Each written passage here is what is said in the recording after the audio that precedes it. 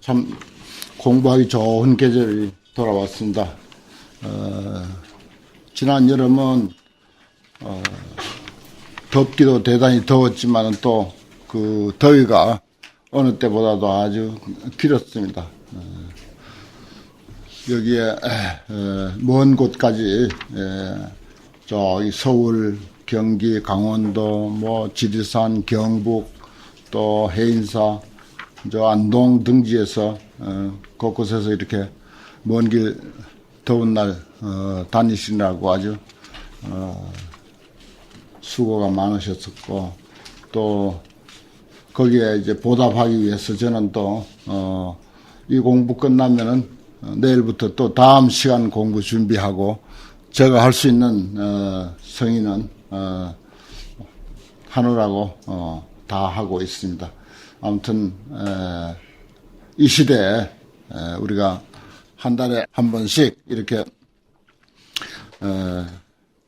정말 불교의 경전 중에서 최고의 경전이라고 하는 이 화엄경을 가지고 승려의 본분에도 충실하고, 또 따라서 이제 우리들의 개인의 어떤 그 수행과 정진을 또 하는 그런 그 계기도 되고, 또 여기서 우리가 공부하신 것 바로바로 돌아가셔서 포교 현장에 또 같이 이제 활용할 수 있다고 하는 거, 또 제가 강의한 것에서 좀 더 이제 개인적인 또 경험과 깨달음을 보태서 살을 붙여가지고 또 마음껏 또 활용하실 수 있는 또 그런 기회도 되고, 여러 가지가 아주 참 좋은 결실이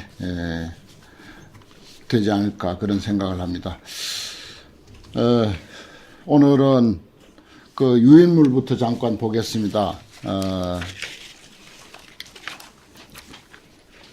불교의 경전, 어록, 그리고 그 짧은 산문, 혹은 발언문, 기타 서문, 아니면 뭐 자경문, 경책문, 뭐 등등 그 글의 종류가 뭐 선시, 까지 합해서 무수히 많습니다. 종류도 많고, 한데 또 글 양도 얼마나 많습니까? 뭐 통칭 일러서 우리가 팔만대장경이라고 합니다. 그 중에서 정말 모든 분들이 한결같이 이구동성으로 최고의 글이 무엇일까? 이렇게 생각했을 때 글깨나 읽은 사람들은 주저없이 청량국사의 왕복서를 꼽습니다.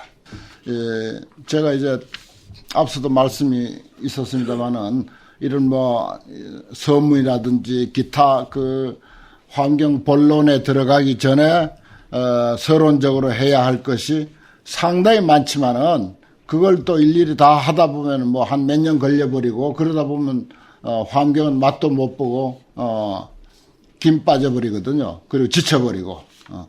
우리가 강원에서 그랬습니다. 환경은 저 멀리 놔두고 현담만 가지고 몇 달을 그저 실험을 하다 보니까 그냥 완전히 지쳐가지고 정작 환경은 보지도 못하고 또 본다 하더라도 근성으로 보게 되고 이제 그렇게 되더라고요. 그래서 이제 그런 그 폐단을 막기 위해서 저는 이제 서론 조금 하고 그 환경에 그 부속적으로 우리가 꼭 상식적으로 알아야 할 그 부수적인 것들은 이제 상당히 우리가 세월이 기니까 두고두고 조금씩 이렇게 서두의 맛을 보고 넘어가면은 지루하지도 않고, 그러면서 또 알 건 이제 다 알고, 또 환경도 이제 본문을 그대로 이제 공부하면서 넘어갈 수 있겠다, 이런 생각이 들어서, 사실 이것을 맨 처음 했어야 하는 서문이지만은 이제 시작하게 됩니다. 이걸 이제 몇 회에 걸쳐서 나눠가지고 이제 하기로 하는데, 그야말로 한 편의 글을 선택하려면 주저없이 이 왕복서를 선택합니다. 왜 왕복서인고 하면은 이게 대방광불 화엄경 왕복서 이렇게 돼 있어요. 왕복이 무제나 첫 구절이 이제 왕복이 무제라고 이렇게 이제 나오기 때문에 통칭 이제 왕복서라고 그렇게 이제 말합니다. 그 다음에 또 서문으로서 빼놓을 수 없는 것이 소위 일물서라고 하는 게 있어요. 일물서.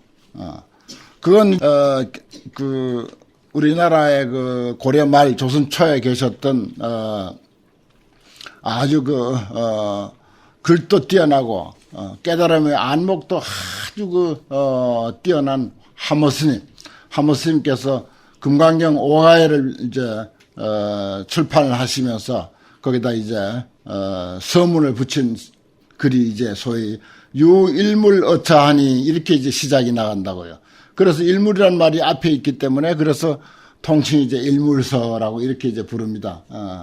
그래서 이제 왕복서, 일물서 이게 정말 쌍벽을 이루는 그런 아주 명문인데 그 중에서도 이제 왕복서를 더 치죠. 대개 사람들이 더 칩니다.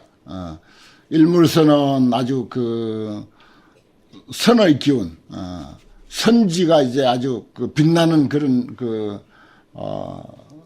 글이라면은, 이 왕복서는, 정말 부처님의 안목으로서, 불교의 최고의 안목으로서 이 세상을 어떻게 보는가, 그리고 이 세상을 말하자면은, 누가 무엇을 통해서 표현했는가, 그 아주 깊은 내용을 숨어있는 깊은 내용을 샅샅이 이야기한 그리고 설명한 우리 중생들에게 깨우쳐 주는 것은 과연 무엇인가? 이것을 이제 말하자면은 이 서문에 다 담았어요. 그것이 곧 화엄경이라는 뜻인데 그 화엄경을 화엄경 안에서는 그런 것을 이제 말하고는 있지만은 그런 것이다라고 말하지 못하고 있습니다. 한데 이 서문에서는 화엄경은 그런 것이다. 이렇게 말하고 있습니다. 그리고 또 우리가 살고 있는 이 우주법계는 어떤 내용이다. 어떤 내용인데 화엄경은 또 그 우주법계의 깊고 깊은 오묘한 이치를 이렇게 밝혔다. 이렇게 말하고 있어요.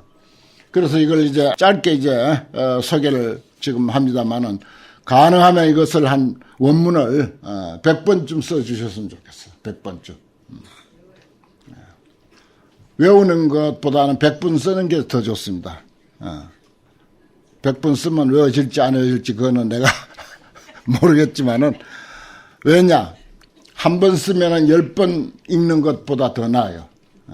그래서 이건 이제 100번 쓰면은 이제 분필 하나만 딱 잡고 화엄경을 다 이야기할 수 있고 온 우주 법계의 원리를 다 이야기할 수 있도록 돼 있어요. 그래서 쓰지 아니하면 자기 것이 안 됩니다. 외우는 정도 가지고는 부족해요. 외우는 거 가지고는 부족해. 하긴 우리 어릴 때 천수경 뭐 글자 하나 모르고 외웠지만은 나중에 저절로 알게 되잖아요. 무슨 글자인지 다 알게 되고 그런 수도 있긴 있습니다만은 특히 이건 이제 한 100번씩 쓰시기를 부탁드리고 싶어요. 왜냐하면 요 글 얼마 안 되잖아요. 전체는 좀 요것보다 한 10배 가까이 되는데 뭐 10배까지는 안 되겠네요. 한 5배 정도 되는 글입니다. 일단 그런 내용이고 이것은 이제 당나라 청량산 대화엄사 사문, 여기가 어디죠? 소위 우리가 여행 많이 가시는 오대산입니다. 오대산에 가면 그 제일 중심되는 건물이 있는데 거기 중심되는 현판하고 주변을 보면은 7처9회 이름을 전부 이제 그 건물 현판에다 써서 걸어놨어요. 참 그거 보고 난 아주 너무 감격스러웠어요. 최소한도 그 오대산은 옛날 이 청량국사를 통해서 그 화엄 종착이었고 그 화엄의 분위기가 아직도 그대로 곳곳에 남아 있고 특히 중앙에 있는 건물에는 보면은 하나하나 그 7처9회의 어떤 그 명칭이 현판으로 붙어 있는 것을 볼 수가 있습니다. 사찰은 이런 특징이 있어야 되고 그 특징을 몇 천년이 흐르더라도 사실 살려야 되는 거예요. 법무사는 화엄사찰이고 해인사가 화엄사찰이고 부석사가 화엄사찰이고 화엄사찰 중에서도 본사가 부석사야. 근데 부석사 같은 데는 365일 계속 화엄경이 그냥 설해져야 되는 거예요. 그게 이제 그 사찰을 세운 의미를 우리가 살리는 것이 되고 그것을 통해서 어떤 수행과 불교에 대한 지식을 확보하게 되는 것이고 그런 것입니다. 스님들이 혹시 개인적인 절을 짓더라도 그 어떤 그 불교적인 어떤 그 경전이나 어록이나 하나의 그 어떤 사상, 거기에다 초점을 두고, 사찰을 세우면은, 참 의미가 있죠. 그것을 통해서 우리가 공부하게 되고, 오는 신도들에게 설명해 줌으로써 공부가 되기도 하고, 그렇습니다. 청양국사라고 흔히 이제 부르죠. 증관 스님이 이제 찬했다, 지었다, 이런 뜻입니다. 제1문, 제2문, 제3문, 이게 이제, 이 서문을요, 왕복서 이걸 단락으로 나눠서, 해석하는 방법도 있는데, 또 10가지로 나눠서 해석하는 방법이 훨씬 세밀하고, 구체적이기 때문에, 여기서는 이제 제1문, 제2문, 제3문 하는 것은 10가지 과목으로 나눠서 이제, 해석하는 것입니다. 우선 우리가 원문만, 산문 다 원문 한번 소리내서 한번 크게 읽읍시다. 이건 정말 읽으면 좋은, 훌륭한 글이기 때문에,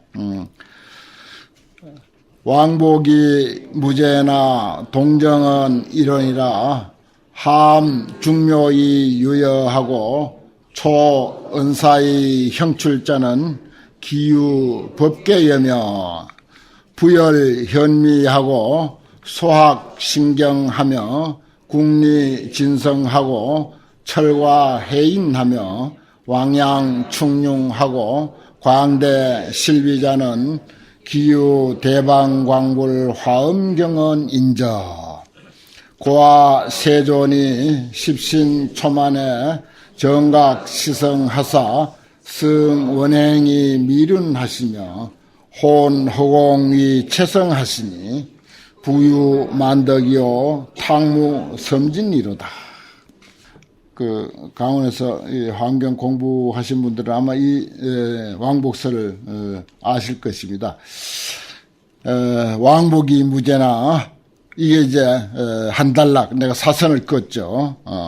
그건 이제 제1문에서도 5개의 단락으로 나눕니다. 이게 역시 청양국사 자신이 서문을 지어놓고 그것을 좀 더 세밀하게 분해하기 위해서 여기에 따른 초라고 그러죠. 손이, 촌이 이런 말을 하는데 초가 무수히 많습니다. 상당히 이거 아마 10배씩 되게 그렇게 돼요. 원문의 10배 이상 되도록 그렇게 초를 이제 냈습니다. 그래서 거기에서 이제 5개의 단락으로 나누는데 왕복무죄나 그랬어요. 내가 이제 이 책임도 해석도 내가 이제 우정 이제 번역을 해서 이제 붙였습니다. 이건 환경 본문도 중요하지만은 요건 정말 확실하게 글 해석하는 법, 새기는 법도 분명하게 아셔야 하고 내가 또 100번을 쓰시라고 했기 때문에 거기에 대한 이제 저의 의무도 다 한다는 뜻에서 이렇게 새기는데 착오가 없도록 하기 위해서 해놨어요. 가고 돌아옴이 끝이 없다. 그랬어요. 왕복, 갈 왕자 돌아올 복자, 회복한다. 무죄, 죄는 전제하죠. 끝이란 뜻입니다. 한계가 없다. 이건 뭔가 하니 법계의 대용이다 그랬어요. 요 내용은요. 뒤에는 이제 기유 법계여며라고 했는데 사실 법계라고 하는 것은 이렇게 이제 앞에다 붙이면 더 좋죠. 법계라고 하는 것은 뭔가 하니 불법의 대종입니다. 불법의 가장 근본되는 종지예요. 이 불법은 이 불교는 어떤 무슨 뭐 기술을 가르치는 가르침도 아니고 또는 한 부분에 편협된 그런 뭐 어떤 철학도 아니고 온 우주 법계를 통틀어서 그 존재의 원리를 깨달았고 또 그 존재의 원리를 깨달은 대로 설했고 그래서 그 존재의 원리를 우주 법계의 존재의 원리를 우리가 공부함으로 해서 그 원리에 맞게 우리가 산다는 거죠. 그게 이제 경을 설한 취지인데 뭐 설명을 하기로 하면은 사실 청양 스님 같이 설명하기로 하면 이거 뭐 서문만 가지고도 정말 몇 달이 걸려도 다 못할 정도입니다. 아무튼 이 법계는 우리가 살고 있는 이 우주 법계는 우리 불교는 바로 이 우주 법계의 원리를 가르치는 종교이기 때문에 그래서 이제 화엄경하면 화엄경에서 이 우주 법계를 다 논하지 못하면 어디 다른 경전에서 논할 수가 없습니다. 그래서 화엄경에서는 우주 법계를 논하는 거예요. 우주 법계의 원리를 논하는 것입니다. 그래서 처음부터 화엄경을 꿰뚫어 보신 청량 스님께서는 처음에 다 법계를 이야기하는 것입니다. 이 우주 법계는 가고 오미 끝이 없다. 그렇죠? 우리가 가고 오고 하는 거 생사 거래 갔다 오고 갔다 오고 자고 일어나고 자고 일어나고 일어나고 또 자고 가고 오고. 또 길게는 우리가 죽어서 다시 태어나고 태어나서 살다가 또 죽고 그리고 또 다시 오고 가고 오고 끝이 없는 거예요 이게.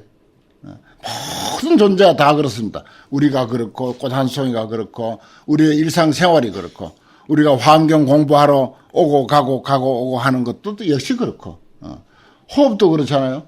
내쉬고 들으시고 내쉬고 들으시고 오른발 나가면 왼발 나가고 왼발 나가면 오른발 나가고 일체 우주 법계의 존재 원리는 전부 그렇게 돼 있다. 근사하잖아요. 왕복이무제나 그러나 동정은 이러니라. 움직이고 고요하면 한 근원이다. 이건 법계의 체대라 그래서 본체는 작용은 그렇지만은 작용은 왕복이 무죄지만 그 본체에 있어서만은 뭐라고 움직이고 고요하면 한 근원이다. 아무리 가고 오고 들심 내심 왼발 오른발 뭐 갔다가 돌아오고 하지만 어디에 갔든 왔든 관계없이 항상 그 자리 항상 나인 거예요. 항상 나야. 한마디로 쉽게 표현하면 항상 나야. 그거는 한 근원이다. 동정은 이론이다. 동정은 이론이라 함중묘이 유효하고 읽을 때 함자를 떼서 읽어야 돼요. 함중묘이 유효하고 초은사의 형출차 이렇게 읽어야 돼요.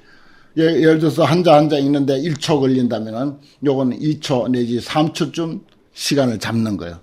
함중묘이 유효하고 초은사의 형출차 이렇게 읽습니다. 옛날에 어떤 선비가 남하로 이렇게 아침에 이제 가는데 어떤 어린 학동이 홍안지 대자요 미륵지 대자 홍안지 대자 미륵지 대자 그게 맹자에 있는 맹자 그 주에 나오는 글이라 홍안지 대자 미륵지 대자 이렇게 읽거든. 근데 저녁에 이제 나무를 한 점 해가지고 돌아오는데 가만히 그 앞을 지나오다 들으니까 그때까지 글을 읽고 있는데 그 구절 두 구절을 읽고 있는 거야. 글을 읽고 있는데 아침에는 홍안지 대자 미륵지 대자 이렇게 읽더니 돌아올 때는 홍은 안지 대자요 미는 녹지 대자라 이렇게 지도 모르게 토를 딱 붙여서 읽더라는 거예요. 띄어 읽을 걸 띄어 읽을 줄 알더라는 거예요. 그 두 구절을 하루 종일 읽으니까 물리가 터져버렸어 그새. 그런 이야기가 있어요. 홍은 기러기 홍자 또 안도 기러기 안자거든. 근데 같은 기러기인데 홍이라고 하는 기러기는 큰 기러기야. 그래서 홍은 안지 대자요. 기러기의 큰 놈이고 미는 녹지 대자라. 사슴미 사슴녹이 있어. 똑같은 사슴을 가리키는데 큰 사슴은 미라고 하고 보통 사슴은 녹이라고 해요. 사슴녹 하죠. 녹이라고 부른다. 근데 미는 녹지 대자라. 아침에는 미녹지 대자 이렇게 읽더니 미는 녹지 대자라 이렇게 딱 읽더라는 그런 이야기도 있습니다. 그래서 이걸 자꾸 읽다 보면은 저절로 함중묘이 유효하고 이렇게 이제 띄어서 읽는 것이 저절로 나오게 되어 있습니다. 중묘를 포함하고 있지만은 온갖 미묘함을 합류하고도 여유가 있고 남음이 있다 이 말이죠. 이건 법계의 상대라 그랬어요. 우주 법계의 상의 모습이다. 그러니까 이것을 우리가 좋은 점 다 가지고 있습니다. 좋은 점 다 가지고 있어요. 그리고 어떤데 저 밑에 이제 부유만덕 탕무 섬진이라고 이렇게 했는데 여기서 중묘라고 하는 것은 좋은 점만을 말하는 게 아니야. 저 밑에서 이제 부유만덕할 때는 좋은 점을 말하고 탕무섬진하는 것은 좋지 아니한 점은 없고 좋은 점은 잔뜩 있다. 만덕을 갖췄다. 이런 뜻인데 여기서 중묘라고 하는 것은 내가 이제 가끔 저희 그 입장에 있어서는 늘 이제 인불사상, 사람이 곧 부처님이다라고 하는 그런 그 사상을 내가 자주 이야기를 하는데 법화경 강의할 때 늘 해온 말이죠. 그런데 그 미묘한 그 작용이라고 하는 것은 선한 일만 한다고 해서 미묘한 작용이 아니야. 사기치고 나쁜 일을 하고 남 욕하고 모함하고 하는 것도 미묘한 작용이야, 이게.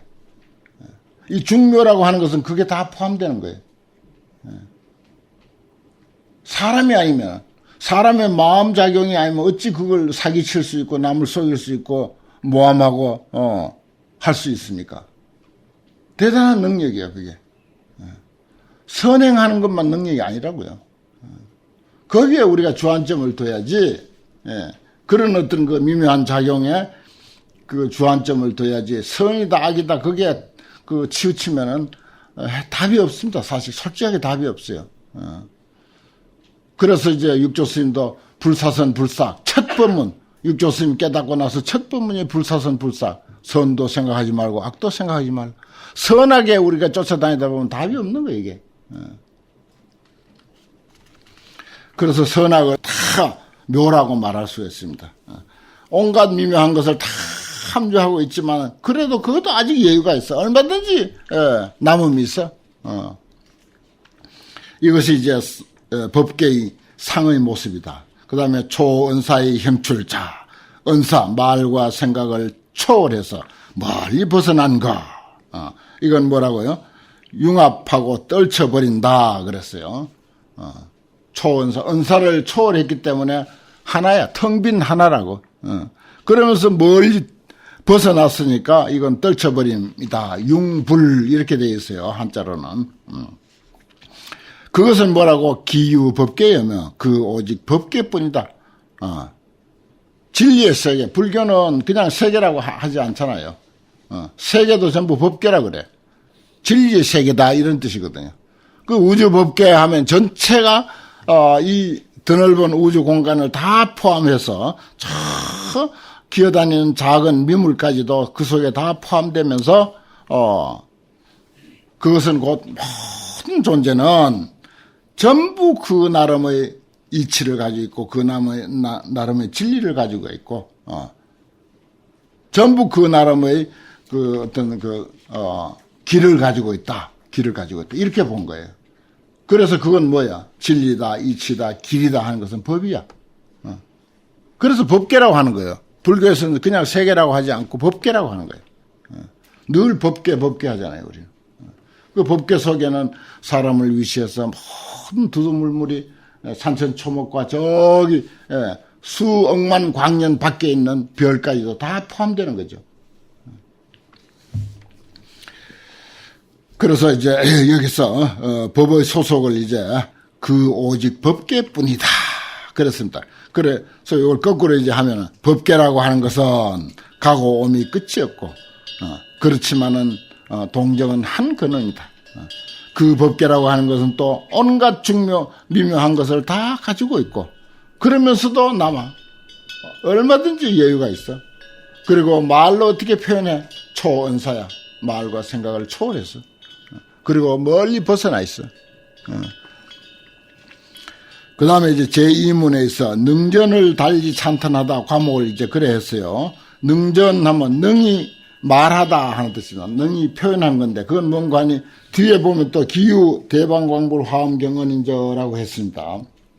화엄경에 대한 찬탄이에요. 불교에는 주관, 객관 이렇게 말하지 않고 능소 이렇게 말하죠. 능히 설명하는 것은 바로 화엄경인데 화엄경은 설명할 거리가 있어. 그걸 소전 그래. 바소자. 그건 진리예요. 그 법계를 화엄경이 설명한다 이 뜻입니다. 근데 화엄경을 한번 찬탄해야 되겠다 이 말이죠. 앞에는 소전 설명해야 할 그 법계를 이야기를 잠깐 간단하게 했고 그 다음에는 그것을 말하는 사람 말 내용도 중요하지만 말하는 사람도 중요하거든. 그 말하는, 법계를 말하는, 설명하는 환경이 또 중요해. 그래서 그 오직 대방광불 화엄경을 이제 했는데, 대방광불 화엄경이라고 하는 것은 이렇게 해도 좋아요. 부열현미하고 소학심경이라 그랬습니다. 부열현미. 유현하고 미시함을 쪼개고 나눈다. 화엄경이 시시콜콜 얼마나 세밀하게 말씀 많이 해놨습니까? 그 아주 유연하고 깊이 있고 미묘한 도리를 나누고 또 나누고, 요즘 뭐 분자니 원자니 무슨 온갖 그런 그 물질을 쪼개고 또 이름 붙이고, 쪼개서 또 이름 붙이고, 무슨 이름까지 붙이고, 요즘 이제 그렇죠. 물리학이 발달하면서 그 현미한 것을 나나치 쪼개고 소학심경이라 마음과 경계를 이거 소자는 밝힌다는 뜻이죠. 환하게 밝힌다. 마음과 경계를 환하게 비추어서 텅 비운다. 소곽이라고 이제 보통 하지만 확이라고 또 해요. 우리 불교에서는 소확심경이라. 옥편에는 곽이라고 나와 있는데 확이라고도 합니다. 소확이라고 하는 말은 환하게 비춰서 텅 비운다 이 말입니다. 텅 비운다. 마음과 경계를. 이 화엄경은 그런 역할을 한다 이 말입니다. 또 대방광불 화엄경은 국리진성하고 철과 해인한다 이 말이에요.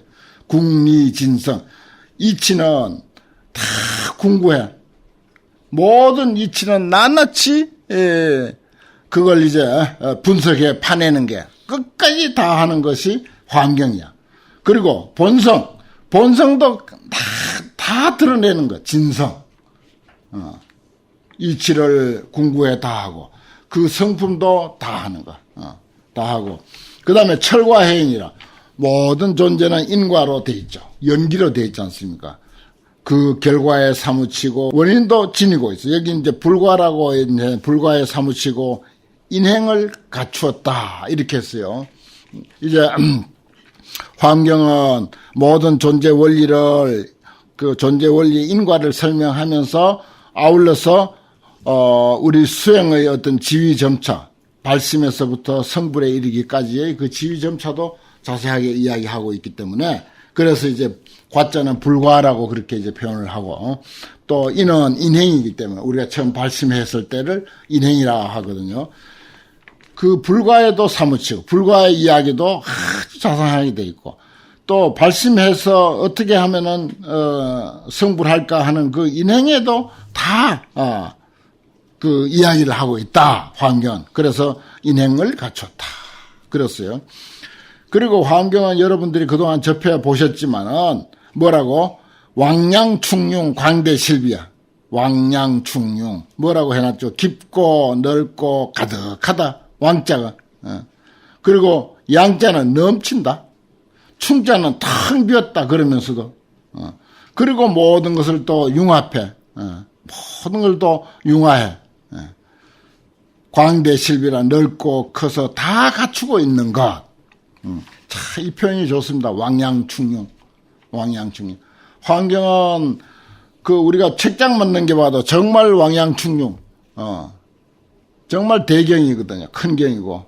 호환해요. 정말 호환하다고 하는 말이 이 화엄경에 잘 어울리는 표현입니다. 그걸 여기서 청양스님은 왕양충융 해서 광대실비라고 그렇게 했습니다. 예. 물이 그냥 가득하고 깊고 넓고 그리고 막 넘쳐나. 양자는 넘친다는 뜻이에요. 그러면서 텅 비었으니까 전부 하나로 통일돼 있어. 이게 따로따로 독립되어 있으면 이게 통일이 안 됩니다. 근본적으로 우리는 텅 빈 그 존재의 실상이 있어서 그래서 우리는 통일할 수가 있는 거예요. 통해져 있어. 모든 존재가 통일할 수 있는 그런 그 조건을 갖추었습니다. 광대실비자는 뭐라고? 그 오직 대방광불 화엄경뿐이다. 오직 대방광불 화엄경뿐이다. 법이 속한 곳을 결론 지었다. 제목을 그렇게 했죠. 법이 속한 곳. 법계가 어디에? 대방광불 화엄경에 속해 있다. 이 뜻입니다. 그 참요 관계를요 정말 아주 그 불교 역사 속에서 뭐 한마디로 글을 제일 잘하는 분, 깨달음이 물론 근본이 돼 있고 깨닫지 못하고는 명함을 못 내니까 깨달은 사람으로서 글을 제일 잘하는 분이 아마 청양국사가 아닐까 이런 생각도 해봅니다. 글을 보면 그래요. 그 다음에 이제 제3문은 교주는 헤아리기 어렵다. 그래서 교주 난사 과목을 이제 전통적으로 교주 난사. 난사는 불가사의하다. 생각하기 어렵다. 이런 뜻이죠. 불가사의. 고아 세존이 십신초마에 정각시성하사 그랬습니다. 그러므로 우리 세존께서 십신이 처음 만족함에 수행이 가득 찼다 이 말입니다. 정각을 비로소 이루었다. 저기 이제 화엄경 우리 서두에 시성정각이라고 하는 과목이 있고 거기에 이제 정각 시성정각 내용이 나왔어요.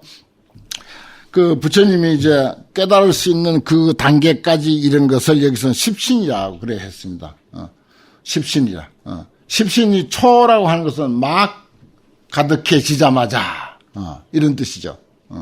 겨우제자하고 같습니다. 이때 초자는요. 막 가득해지자마자. 그 수행이 꽉 차자마자. 그 십신을 이제 수행이 꽉 찬 것을 표현했는데 그 놀랍게도 이 부처님의 그 수행이 깨달음 직전까지 단계에 이른 것을 십신이라고 표현을 했어요. 뭐 다른 뭐 선정이니 지혜니 이런 소리 하나도 안 하고 10가지 몸이라고 표현했어요. 이건 환경을 잘 아는 사람이라야 이런 표현을 할 수가 있습니다. 대개 이제 부처님이 깨닫기 직전까지 무엇이 만족했는가? 이걸 우리가 생각하면 그거 뭐 화두 일념이 돼가지고 오매일해가 됐겠지. 이렇게 이제 생각할 수도 있어요. 아니면 뭐가 일념이 됐다. 아니면 뭐 박사학위를 한 뭐 100개쯤 땄다. 뭐 여러 가지 표현도 있을 수 있습니다.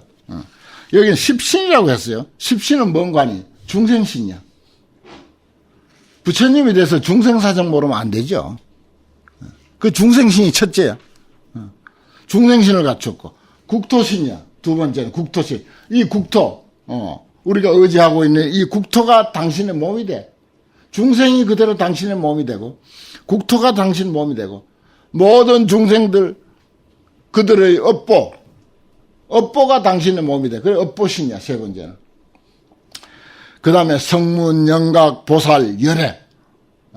이 네 가지도 당연히 성문이 필요할 때는 성문의 몸으로, 영각이 필요하면 영각의 몸으로, 중생이 필요하면 중생의 몸으로, 보살이 필요하면 보살의 몸으로, 열애가 필요하면 열애의 몸으로. 그래서 성문신, 영각신, 보살신, 열애신을 다 갖췄어. 거기다 또 더해가지고 지신, 지혜의 몸도 갖췄다. 그리고 또한 법의 몸도 갖췄다. 법신. 그것뿐인가? 그럼 허공이 섭섭하지요.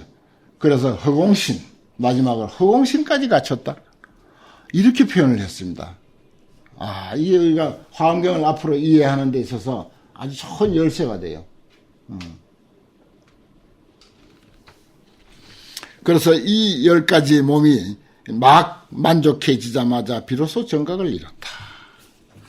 그 다음에 여기서도 이제 띄어서 읽어야 할 대목이 있죠. 성, 원행이 미륜, 혼, 허공이 최상. 이렇게 읽어야 됩니다. 성자하고 혼자를 좀 띄어서 이렇게 이제 표시를 해놓으면 좋죠.